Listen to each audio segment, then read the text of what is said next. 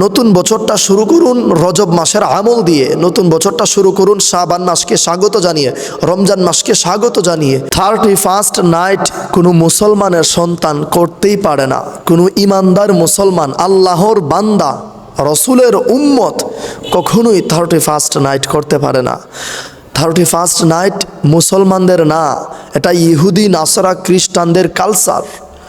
এটা কখনোই মুসলমানদের কালচার নয়। যারা 31st নাইটের নামে বেহায়াপনা করে, 31st নাইটের নাম দিয়ে ক্লাব ঘরে গিয়ে জোয়া মদের আসর বসায়, তারা কখনোই মুসলমানদের কাতারেই পড়ে না। আপনি মুসলমান ইমানদার, আপনার মাস শুরু হবে, বছর শুরু হবে মহরম দিয়ে। আপনি মহরম মাসের হিসাব রাখবেন, আরবি মাসের হিসাব রাখবেন।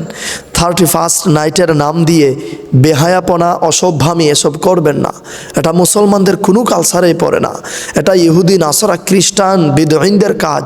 বর্তমানে আমাদের দেশের অনেক ছেলেরা মেয়েরা 31st নাইটের রাতে বিভিন্ন নর্তকীর মধ্যে জড়িত হয়ে যায়। একবারও চিন্তা করেন না যে আল্লাহ রব্বুল আলামিন আপনাকে মুসলমান হিসেবে পাঠিয়েছেন। 31st নাইটের রাতে বাজি ফুটানো, ফানুস উড়ানো এবং ইহুদি নাসরাদের যাবতীয় যত কালচার আছে, এসব ধরনের কালচার থেকে বিরত থাকুন। যেহেতু 2025 সাল শেষ, আমি 2026 সালে পা রাখছি। 2025 সাল পর্যন্ত আমি কি আমল করেছি, আমি কতগুলো আমল করেছি, আমি কি আমল করেছি আর কি পাপ করেছি, আল্লাহর জন্য আমি কি করেছি। আমার জীবন থেকে আরও একটি বছর চলে গেছে। আমার দুনিয়ার হায়াত আস্তে আস্তে একদম ফুরিয়ে যাচ্ছে। আমি নতুন আরও একটি বছরে আসছি। আমি আর কতদিন বেঁচে থাকবো আমি জানি না।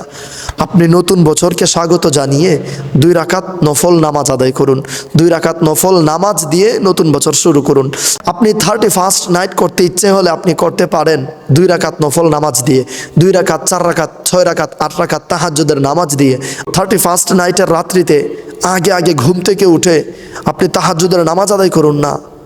তাহাজ্জুদের নামাজ আদায় করে নতুন বছরটা ইবাদতের মাধ্যমে কাটান। নতুন বছরটা শুরু করুন রজব মাসের আমল দিয়ে, নতুন বছরটা শুরু করুন শাবান মাসকে স্বাগত জানিয়ে, রমজান মাসকে স্বাগত জানিয়ে।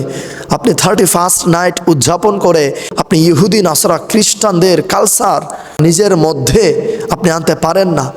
আপনার অন্তরে সব সময় আল্লাহ পাকের এই ভয় থাকা দরকার। আপনি মুসলমানের সন্তান, সব সময় আল্লাহ পাকের ভয় ভীতি রাখুন, অন্তরে রাসূল পাকের মহব্বত রাখুন। নবীজি কিভাবে চলেছেন সেভাবে চলার চেষ্টা করুন। নবীজি কিভাবে চলতে বলেছেন সেভাবে চলুন। নবীজি কি করেছেন সেটা করুন। আল্লাহ রব্বুল আলামিনের ভয় অন্তরে রাখুন। আশা করছি আমার সকল ইমানদার মুমিন মুসলমান ভাই বাবারা 31st নাইটের নামে বেহায়াপনা, মদ জোয়ার আসর বসানো, সবগুলো অনৈতিক কাজকর্ম থেকে বিরত থাকার চেষ্টা করবেন ইনশাআল্লাহ। আশা করছি আপনারা সকলে বুঝতে পেরেছেন।